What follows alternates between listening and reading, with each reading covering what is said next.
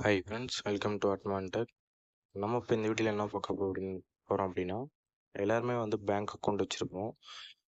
ஒருவர் எத்தனை வங்கி கணக்கு வச்சுருக்கலாம் அப்படின்னு கேட்டால் எல்லாருக்கும் அந்த பதில் தெரியாது. ஆனால் அதை நான் சொல்கிறேன்.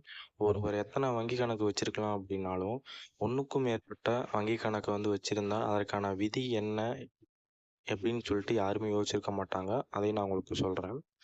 தற்போதைய காலகட்டத்தில் வங்கி கணக்கு இல்லாத நபரை நம்ம பார்ப்பது மிகவும் ஒரு அரிதான விஷயமா தான் இருக்கு. ஏன் அப்படின்னா, இன்று பிறந்த குழந்தை முதல் அனைவரிடமும் வங்கி கணக்கு இருக்கு.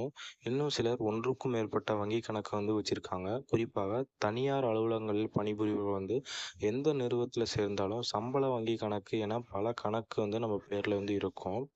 ஒருவர் எத்தனை வங்கி கணக்கு வச்சிருக்கலாம் அப்படின்னாலும், ஒன்றுக்கும் மேற்பட்ட வங்கி கணக்கு வைத்திருந்தால் அதற்கான விதி என்ன என நீங்கள் யாருமே நினச்சிருக்க மாட்டீங்க. இது குறித்து நீங்கள் தெரிந்து கொள்ள விரும்பினா இந்த வீடியோ மறக்காமல் ஸ்கிப் பண்ணாமல் பாருங்கள். பெரும்பாலான மக்கள் 3 முதல் 4 சேமிப்பு கணக்கில் வச்சுருக்காங்க.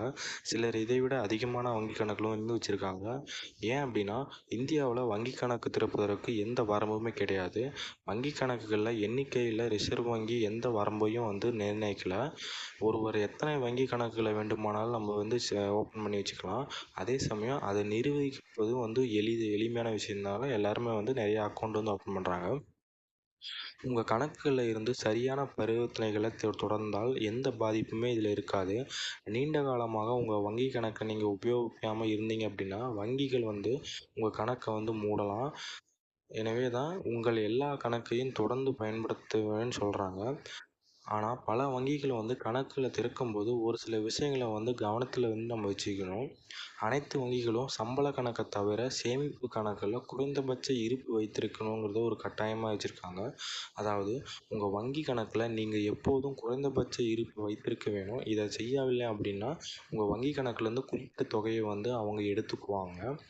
கட்டணம் அதாவது எடுத்த பிறகு நீங்கள் குறைந்தபட்ச கணக்கை பராமரிக்கவில்லை அப்படின்னாலும் உங்கள் வங்கி கணக்கு எதிர்மறை அதாவது மைனஸில் போகும். அத்தகைய சூழ்நிலையில் இருக்கும்போது குறைந்தபட்ச இருப்பு பற்றி கவனம் நமக்கு இருக்கணும். வங்கி கணக்கு இந்த முறையில் சரியாக நம்ம நிர்வகிச்சுக்கலாம்.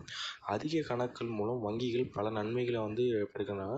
ஒவ்வொரு வங்கியும் செய்திகளை அனுப்புவதற்கும் ஒவ்வொரு மாதமும் ஒரு குறிப்பிட்ட தொகையை நம்மளுடைய பேங்க் அக்கௌண்ட்டில் எடுத்துக்குவாங்க. அதாவது நம்ம யூஸ் பண்ணுற டெபிட் கார்டு, நமக்கு செக் பண்ணுற பேலன்ஸ் செக் பண்ணுற அந்த எஸ்எம்எஸ்ஸு, நம்ம பேங்க்லேருந்து நமக்கு வர எஸ்எம்எஸ்ஸு, இதுக்கான ப்ராசஸிங் சார்ஜை அந்த பேங்க்குக்காரங்க நம்மளுடைய அக்கௌண்ட்லேருந்து நம்மளோட பர்மிஷன் எல்லாமே நம்மள எடுத்துக்குவாங்க.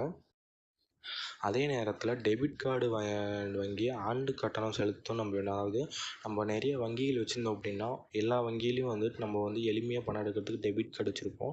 அந்த டெபிட் கார்டு யூஸ் பண்ணுறதுக்கான ஆண்டு சந்தாவும் நம்மளுடைய அக்கௌண்ட்டில் தான் எடுத்துக்குவாங்க. இது எல்லாமே அதிக பேங்க் அக்கௌண்ட் வச்சுருந்தா நம்மளுடைய பணத்தை இழக்க நேரிடும். குறிப்பிட்ட 1-2 அக்கௌண்ட்டை மட்டும் மெயின்டைன் பண்ணாலே போதும். நம்ம இந்த மாதிரி பணத்தை நம்ம இழக்க தேவையில்லை. அதே சமயம் ஒரு சில பேங்கில் டெபிட் கார்டில் 3 முறைக்கு மேலே பணம் எடுத்தாலும் மணி சார்ஜ் பண்ணுறாங்க. அது இல்லாமல் ஒரு பேங்க்கில் இருக்கிற ஏடிஎம் வச்சு இன்னொரு பேங்க்கில் எடுத்தாலும் அந்த இதுக்கு காசு பிடிக்கிறாங்க. சில எழுதான ரூல்ஸில் இருக்குது. அதனால தான் குறிப்பிட்ட பேங்க் அக்கௌண்ட்டை மட்டும் மெயின்டெனன்ஸ் பண்ணுங்கள். மீதி அக்கௌண்ட்டை எல்லாம் இருந்தால் அதை உடனே க்ளோஸ் பண்ணிவிட்டு 1-2 அக்கௌண்ட் இருந்தால் அதை மெயின்டைன் பண்ணுங்கள் ஃப்ரெண்ட்ஸ். தேங்க்யூ. மறக்காமல் இந்த நியூஸை உங்கள் ஃப்ரெண்ட்ஸ் எல்லாத்துக்கும் ஷேர் பண்ணுங்கள். உங்களுடைய ஆதரவு இந்த சேனலுக்கு தெரிவிக்கணும் அப்படின்னா மறக்காமல் இந்த சேனலை சப்ஸ்கிரைப் பண்ணிங்க ஃப்ரெண்ட்ஸ். தேங்க்யூ.